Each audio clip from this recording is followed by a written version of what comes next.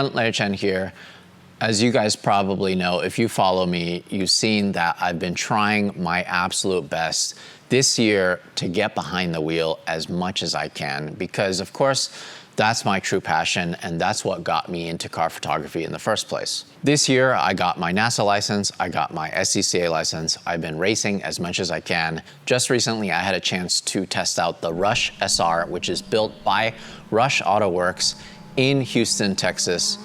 These vehicles are so cool. They're purpose-built race cars and they start at about $40,000 in race-ready trim. We'll get into the car specs more, but I just wanted to get you guys into the story. And one of the main reasons why I'm doing a lot of these in front of camera bits is because when I have the opportunity to drive, I really have to focus all my energy in my driving. I have to focus on doing my best and not lose any concentration, which means not stopping to vlog, not stopping to shoot pictures, not stopping to shoot video. I just get as much content as I need to be able to put these pieces together because A, I want to get the most out of my driving time, and B, the last thing I want to do is wreck somebody's car, break something, because I wasn't fully devoted to driving to my best abilities. This all started when my really good buddy, Chris Forsberg, was telling me that, hey, you have to get behind the wheel of the Rush SR. He did a couple races with my buddy Nate Hamilton, and they've been having such a good time. So I knew some of the guys were going to test outside of Dallas at Rapscallion Motorsports. The way to explain what they do is they buy a bunch of race cars and they handle a lot of customer racers who kind of just arrive and drive. They take care of their cars, they take care of everything, so that way you do not have to worry about anything and the car's ready for you. They also build race cars. They kind of do everything in the motorsport space, but one of the things that they're really specializing in is taking care of the Rush customers. Currently, they have 8 Rush cars, and I think they have so many more on order.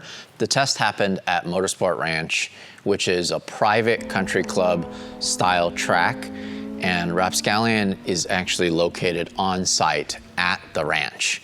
I flew into Dallas, hung out with the guys the night before, and bright and early, we got fitted for the cars. I fit perfectly in their smaller seat. I'm pretty lightweight and I'm pretty narrow, so they had a bigger seat in there, but they put their smallest seat in for me and I fit perfectly. It felt like sitting in a glove. I've never driven anything like this. It's open cockpit, feels like an open wheel race car, and it's so simple. It's just mechanical steering, it's mechanical brakes, no ABS, no traction control. Everything's purpose built and it just feels like a race car when you sit in this thing. I know Nate and TJ are doing a race at Grid Life Laguna Seca, so they're pretty much getting prepped for that. But for me personally, I just wanted to experience it and see if I even like driving the things, because at this point in my driving career, I'm still a tourist. I'm still dabbling in so many different types of race cars because I don't know what I actually want to race. When we first pulled out of pit lane and I got on track and I just started slamming the gears, I was just so blown away. The sensation of speed and the sensation of G's that you're pulling when you're in the corners, it was just so overwhelming and it felt right.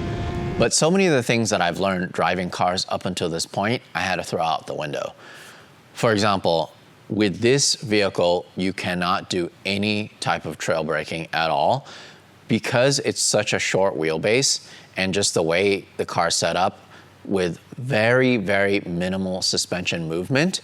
The moment you try to trail brake, the rear end will just kick out. With a street vehicle or with a vehicle that was meant for the street to begin with, there's so much more compliance in the chassis, suspension, bushings, and everything. It allows you to shift the weight a lot with just simple things like trail braking, lifting, getting on the throttle, this, that, and the other. But this vehicle handled so different from anything that I've ever driven. You had to be so smooth with the inputs. You had to be very committed because you're utilizing the aero, and it's just a sensory overload. Right away, first thing I noticed was the fact that I had a very difficult time turning the steering wheel. I don't really have that much strength in my arms, and that was one of the things that I was having trouble with when I was racing the Spec E30, because it was never meant to have no power steering. It's just a lot tougher to turn the wheel. I know I have to work my arms out more, and it's even more evident now after driving the Rush SR. But after pulling in, I asked the guys if they had a larger steering wheel, which would give me more leverage. And they did have a sports car GT style steering wheel versus a yoke. And it helped for the rest of the day just to get a lot more leverage on that steering rack. As I was building up more pace, I was just getting more and more used to how much I can push it into the corner, the lines I need to take. But the problem is I was really struggling to learn the track quickly. This is something I've been saying a lot. I really do appreciate the fact that there's so many racetracks all over the world, and just in the US, where it would be so hard for me to drive all of them. And I really like that. I think it's great that the love for motorsports, the love for cars is so huge that there's tracks for everybody to drive. As much as people like to complain that they're closing, you'd be surprised how many new tracks are being built all over the world, and even in the US. So for the first couple sessions, I really forced myself to try to memorize the track, memorize what I need to do in the corners, and also at the same time battle with this completely new vehicle that I've never driven before. The power felt so good, and it was absolutely intoxicating. I do have to say, this sucker is loud. When you're driving it and the engine is screaming behind you at 11,000 RPM, oh my God, the thing is crazy loud. Surprisingly, it doesn't have a red line, so it'll just pretty much rev to the moon, and you have to be really careful because it's very easy to damage it. It is a motorcycle transmission, and if you're braking and you downshift too fast, there's a very easy chance of over-revving it and just shooting a rod out of that block. Let's talk about the car itself. The Rush SR is a purpose-built race car that is supposed to be as cheap to run as possible. To give you an example in terms of how cheap it is, it's about $100 to $120 an hour, and that is fuel, that's tires, that's consumables, wear items. It's really cheap compared to so many other race cars. I think once you move on to the Radicals, it is maybe 8 to 10 times more that an hour. That's factoring in tires and everything as well. The tires we run are spec, and it's kind of like a semi-slick, and every single car has to run the same tires, which allow for really close racing. And the fact that everybody has the same amount of grip and they last quite a long time, it really helps to keep the pack as close as possible. These things are so light, and you really feel how light it is. It's 1,130 pounds dry weight.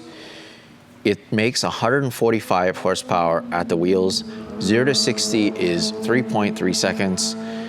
The engine is out of a Suzuki motorcycle. It's a 1 liter, and it makes 145 horsepower to the wheels.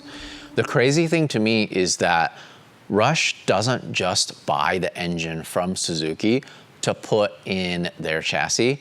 They have to actually buy the entire motorcycle. It comes with everything. It comes with the transmission. It comes with a lot of the wiring that they need.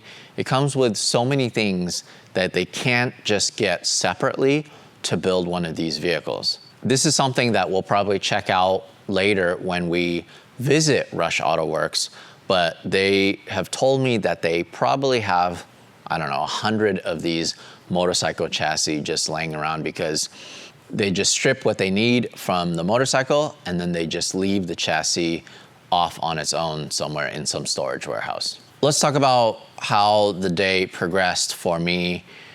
I was feeling pretty comfortable behind the wheel. It was so hot. And when I say it was hot, it was like Texas 100% hot. So humid. It was just draining. It was just really, really difficult just to stand outside, even in the shade. Forget about having a helmet, race suit, Hans, everything on. It was just suffering. But of course, once you got in the car, a lot of that melted away, but it still wore on you when you were driving.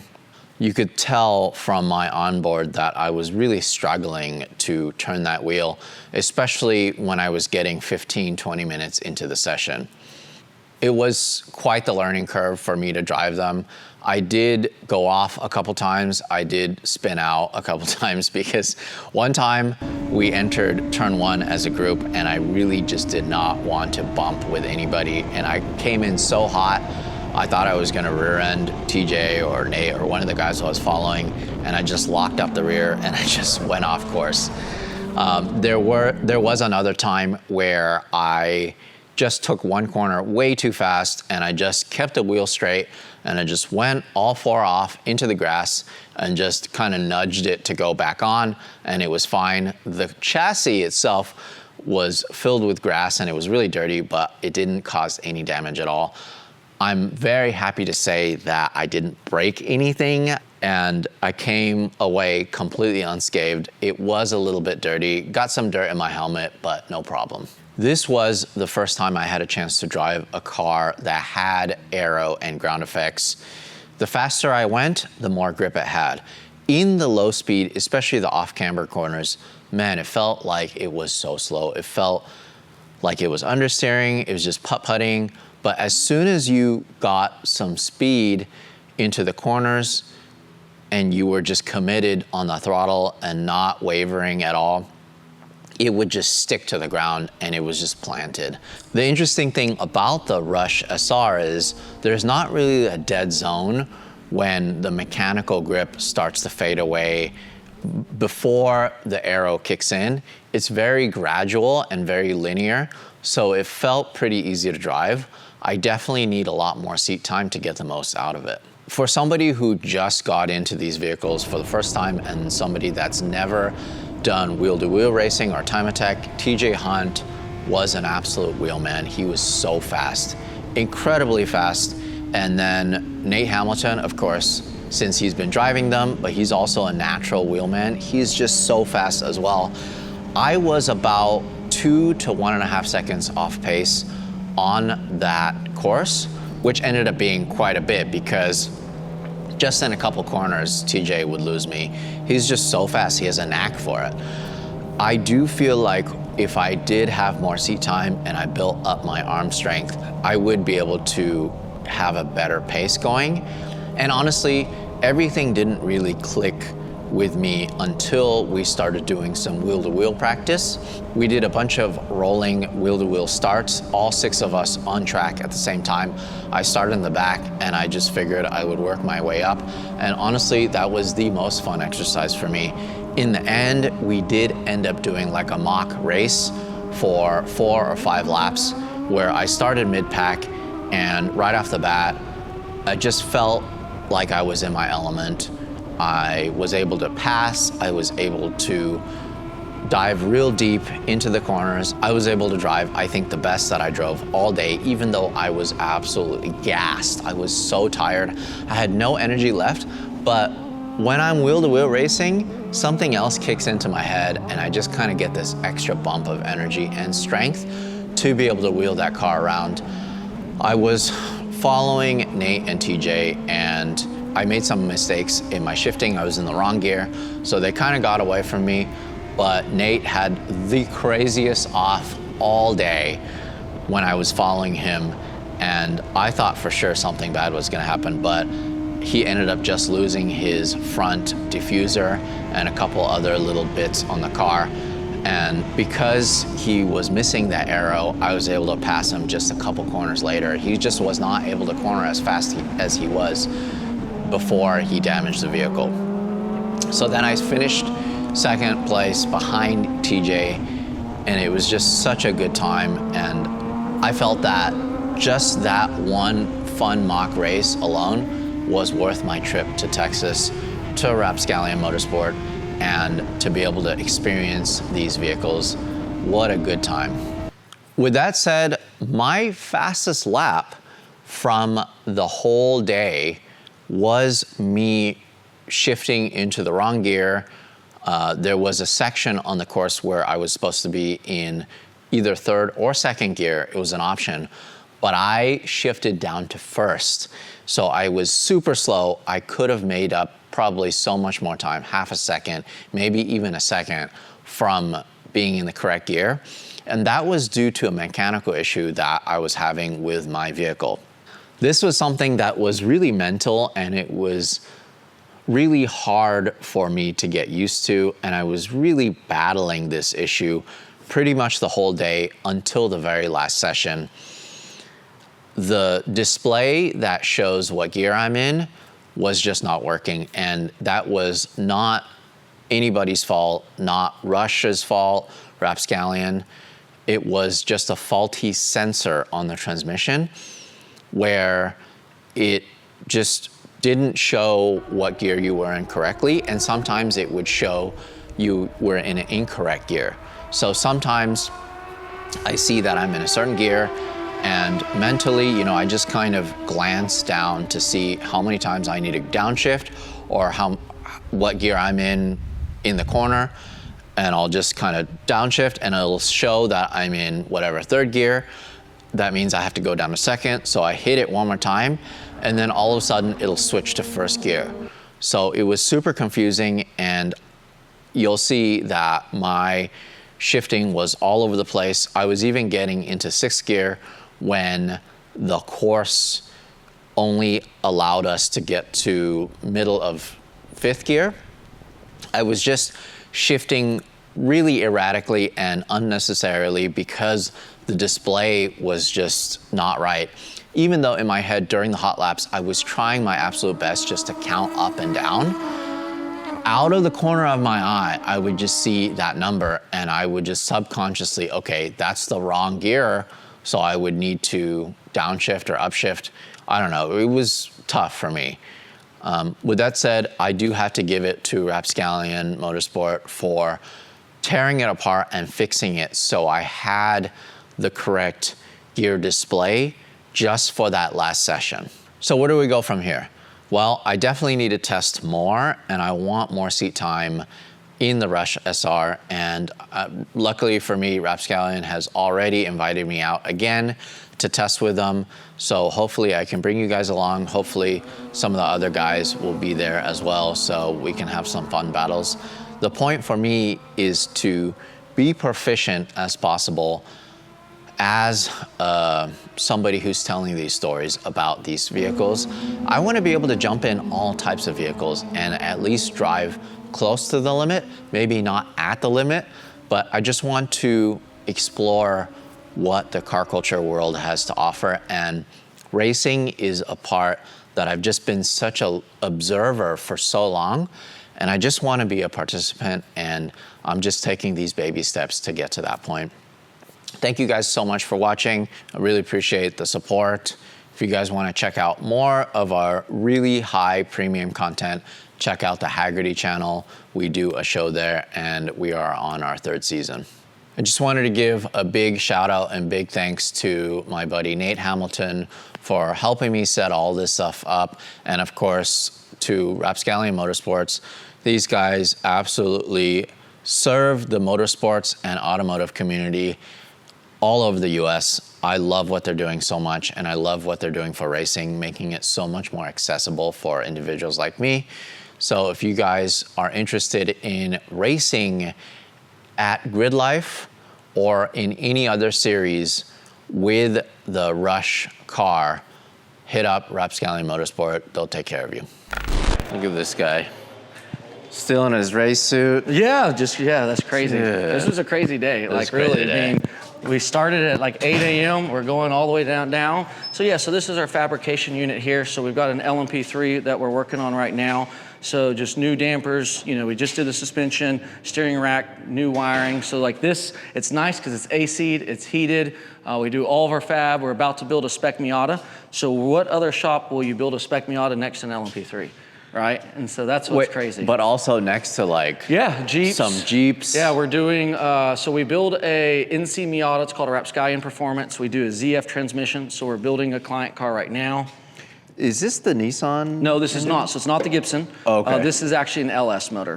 So 550 horsepower LS motor. This is called the America Edition. So it's chassis number 3, shipped down from France. And then, yeah, it's got ABS, power steering, good American LS motor. Wow. Yeah. So we just did a seat pour, so we're about to cut the seat out. So then what is Rapscallion? Like, what does it mean? Yeah, so Rapscallion is like a play on a hooligan, right? Almost a European term for what the Hoonigan guys did. So it's really just a hooligan. It's someone that really pushes the boundaries. And that's what it is here at Rapscallion. It's just a bunch of guys. We really push the boundaries of motorsports, whether it's now our new drifting world, whether it's wheel-to-wheel racing, whether it's just time attack, whether it's just, starting on the racetrack for the first time. And so that's what Rapscallion's about. So it's just a culture and a community for people to be, to be with. So then what does Rapscallion do? So really, we started, it's like an automotive service center. So we do anywhere from street cars to track cars to, high horsepower cars to full dedicated race cars. We also do track support. So like if you wanted to come in and take a car so we can do the maintenance, we can take you to any racetrack in the country. We'll do track support, whether it's private, we run this car a lot in private events, or whether it's a race series like Grid Life. So we do a little of all of that. Right, so then we spent all day driving these incredible rush cars. You guys service them. Yeah, we do. So we're a dealer. I think you're probably one of the biggest dealers. We are one of the biggest dealers. Race cars. You take them all around the country to Grid Lifes? Yeah, we go to every Grid Life. I own some, so I do an arrive and drive program. So you can give me a call, you can book a ride. We do test days, demo days. We also sell them, so we have clients that buy them. They'll buy them from us, we'll keep them here, we're serviced, and then they travel with us, they race with us. Some guys just track them. So Rush is one of the biggest markets that we have on that. We also are a dealer for Ligier. So we do LMP4, we do LMP3 cars. We have a little bit of everything. So we have an entire prototype unit, whether it comes Radical, Wolf cars, we do all of those. It helps that you guys are at the track. We are. So it's an advantage, right? So there's a lot of companies out there. There's a lot of really great race car companies, right? And a lot of good service centers. But for us, what our clients like is they can bring us the car. They authorize us, to fix the car, work on it, and then we take it on track.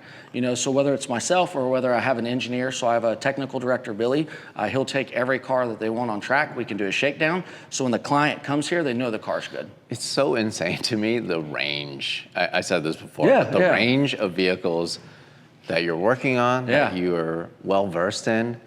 And what's also crazy to me is you haven't been around for that long. Yeah, January 3rd of 23, or January 4th of 23 was opening day.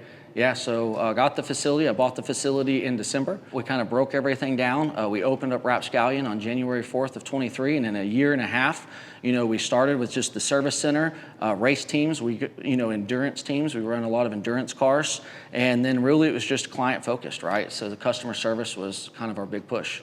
And then tell me a little bit about the track itself. Yeah, so we're at MSR Crescent, which is right outside of Fort Worth. So we're kind of in between Fort Worth and Granbury. We actually have 2 racetracks here. So we have a 1.7 mile. We have a 1.3. It's nice because it can be counterclockwise or clockwise. And then you can also combine it for the 3-1. There's so many of these tracks in Texas there is. that I didn't even know lucky. Yeah, Decatur. Existed. So an hour from here, we have Eagles Canyon Raceway. 2 hours from here, we have G2 and Anna. We have Coda, that's 3 hours away. NOLA, that's like 6 hours away. Hallett, which is 5 or 6 hours away. So within 6 hours, we have 5 or 6 racetracks here. Let's take a look at the rest of these cars, and let's take a look at some of the ones that you have. Yeah, let's do in it. the So main shop. so real quick, it's really a breakdown of a little bit of everything. It really depends on what the clients are looking for. Full fabrication unit. So it just depends on, what clients want done. Some of the guys will store cars here and start working on them. So we have a team here that kind of is doing kind of a restoration of cars. So they kind of work out of here and start doing this. Our main focus, of course, is like street cars and track cars, but we can do a little bit of everything. That's the benefit. So we're converting this NC Miata into a full ZF paddle shift car. We branded them Rapscallion Performance cars. So they're pretty much full custom done through us. And this is a client car that we're working on right now that we're building. Yeah. Cool. And we endurance race most of these cars. You know, we'll do 8-hour, 12-hour, 24-hour races in a lot of these cars. Yeah, so this is just one of our units here. You guys have a dyno here too. We do, so yeah, we'll see that next. So this is, so going in, so we come through the office into our fab area, and then we walk through here. So we have everything from time attack cars on. This is what I consider our automotive service area, yeah. Wall of shame. Yeah, so we call it the Die a Legend wall, right? So our motto is Die a Legend, and these are all the people that attempted it. I've got a few up there. Blair, this was his first time a rush car was ever on the MSR Crescent. So yeah, first of many. So 3.5 of 23, the very first rush car out here, ripped a splitter off, and that was Blair himself. So nice. yeah, so this is our automotive service area. So this is where all the service work is done. This thing is nuts. Yeah, huh? so this is Terry Fair's car. It's called Trigger. So it's broken the 1 minute mark here on the 1.7. So it's under a minute for a non-prototype car. And what he does with this is all time attacks. So it's a What sick is car. going on here? Yeah, Like, that look would at be, this. yeah, that's outside of my knowledge base, man. That is an engineering question. That's Billy. Billy has been part of the team that has helped tune this. We've added ABS, traction control. We've added a little bit of everything to this car. Holy Yeah. So I mean, crap. this truly is a full-bred, just time attack monster. So much carbon. Oh yeah. Look at that wing. Sick. Yeah, it's an insane wing. Yeah, Larry, you like time attack? Yeah, I mean, I Yeah. guess. Yeah. This is super cool.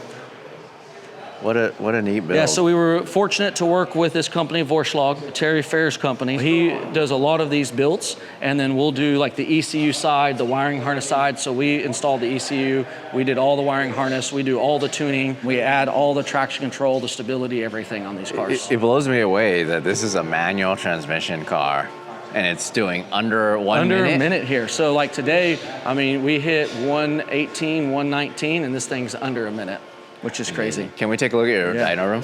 Yeah, let's go. It's going to be right through here, actually. So not only do we have our own racetrack, we have our own dyno room. Yeah.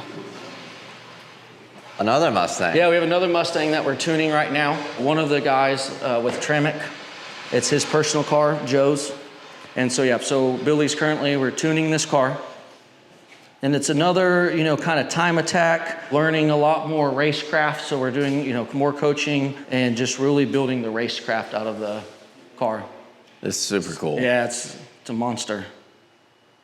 Love the range of cars. Yeah, we have a little bit of So you everything. have some employee cars here? Yeah, so this is Ashton's car. He has a huge collection of Evos. It's pretty much his thing. So pretty much every Evo you can have. If you want to see Evos, you come here. We have a whole collection of every Evo out there.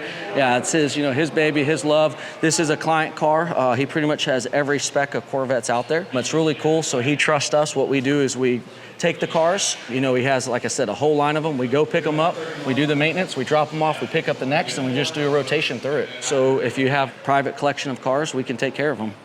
So it's not just about the race cars, It's even not. though you love That's our working specialty. on race yeah, cars. we love working on race cars, but more important to us as clients. And yeah, this gentleman also does a lot of racing, but he has a collection of these Corvettes, and he trusts us to really, really take care of them. This is one of our Type R race cars. We actually just acquired this car. It's factory built Type R. So so it's an SRO car. And so this is our newest collection. We just picked it up. We're Are you doing gonna some race maintenance this? on it. Yeah, we are going to. So that was the idea behind it, is like growing up, I grew up with Hondas. I loved Hondas. My dream was owning like a dedicated Honda race car. And this one actually was built from the factory. And so yeah, we plan on doing some time with it. And then of course, I just bought an FD. So it's my first You got FD. two FDs? I do. So we did an LS swap FD. And then this one's a 13B. It's funny because your McLaren looks like the FD from Fast and Furious. Yeah, it does. That is funny. That is funny though. Good idea, just make a match. Yeah, just make them, yeah. Yeah. We can do that.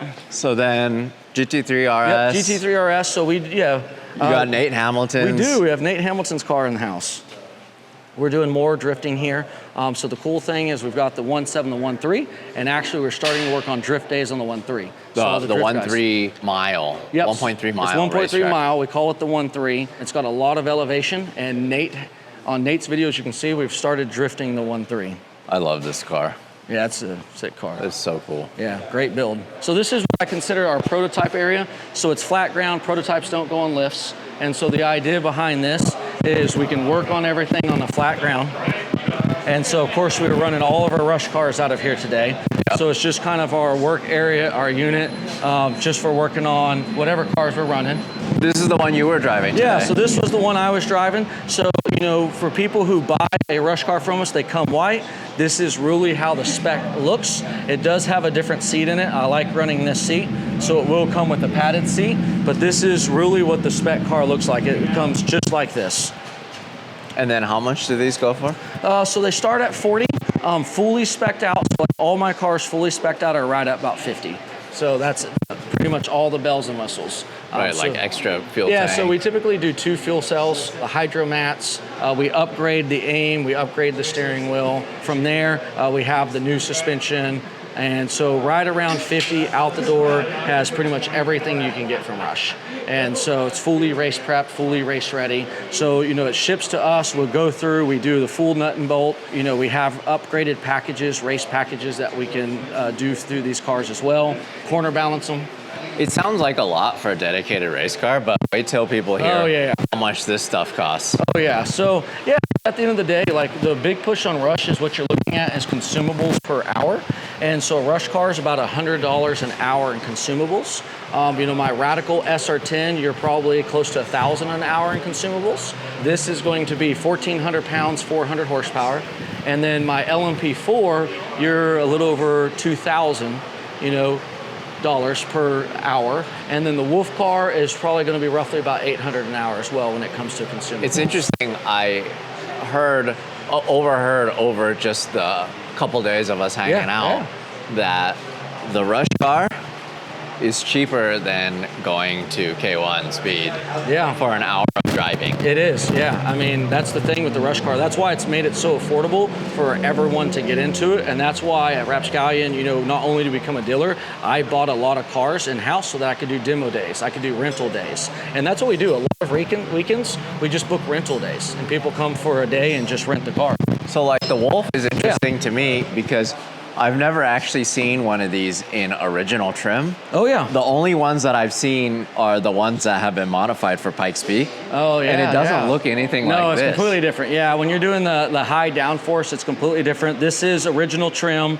This is a client car, of course, full carbon monocoque. Yeah, these cars are great. I mean, this would be like moving levels up after Rush. But then with something like this, do you just race against other Wolf cars? So you can. So like you can run with Wolf cars, but actually we run a prototype series. So you can do like PSSA, which is a prototype series. NASA runs prototype series. So we'll take a lot of cars. You know, last NASA event, regional event, we probably had 12 or 13 prototypes out there. So you can pretty much run everything.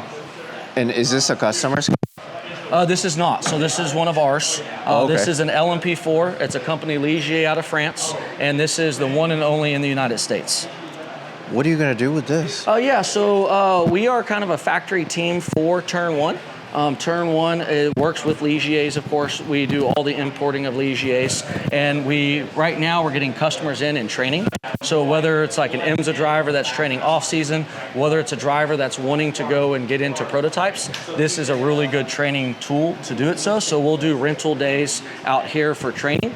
And then we can also run these in, you know, whether you're looking at like a NASA series, whether you're looking at a prototype series, and we're working on building maybe like a P4 series. So maybe the F4 and F3 drivers, then the P4. Are these like brand new, unsold? This is not. So this is a customer car. He just came and picked the car up. So it's it's probably got an hour on it. Maybe 2 hours. So a customer just got this car from me. And what a lot of customers do, some will take them home, some leave them in house, and then they just come and enjoy the track. You know, whether they're members or whether they use our membership, they can just come and use the cars, and we have them track ready for them. Give us a call the day before, we'll have it ready. I'm coming out with another video that is explaining my entire day, my entire experience driving this. Definitely unlike anything I've driven before, and it was really eye-opening. It was really cool. Yeah, I just have to say, thank you, Larry, and thanks everyone for joining us. Welcome to Rapscallion, and we're glad everyone made it out and could see our facility. Yeah. Oh, we got an S14. Yep. Got another Evo here. Oh yeah, so Ashton's Evo. So this is Ashton. We've been hanging out, checking out your Evos. Oh, sick. So yeah, he's That's got a his base whole model. series. Don't fake it. Yeah. You own an Evo. We got Always orange Evo. yeah. We got S14. S14. Oh, SR. This is your chance, buddy. Our K trucks. Yeah. That's Max's 996 turbo. And we got, of course, Nate's 86. Yeah. Who's Ferrari? Oh yeah, this is actually Williams Ferrari, so it's a client of ours. It's gated. It's Oh, an original nice. gated. Yeah, 430 gated. Oh, that is super And cool. not a swap either. Yeah, so we take this on track sometimes, really just takes it around. We love it. We do the maintenance on the cars. So like I said, everything from Miata to Ferrari to Corvette. I mean, really it's just an open service center. I have different technicians that specialize in different chassis, and that's what really makes it where we can accomplish this. So then you're doing all this high-end stuff. Yeah. You got so many different clients with all these different kind of cars. Why are you putting so much effort into Rush? What is it about Rush? I mean, really, it's just the excitement I get from Rush. The fact that, like, you can, racing on a budget's very difficult, right? Everyone's got a different budget. But for Rush, like, we can really get a new generation of people in, because at the $100 an hour for consumables, at the arrive and drive cost, at the ownership cost, it really makes sense, because you can come out, you can go out and run a 118 and a 120, which is very difficult to do, and you're doing it on, I guess, a race budget, right? And so just a lower cost compared to any other car that we have at the facility. So I really focus on Rush because I can bring the excitement to people like Larry and to everyone, watching this.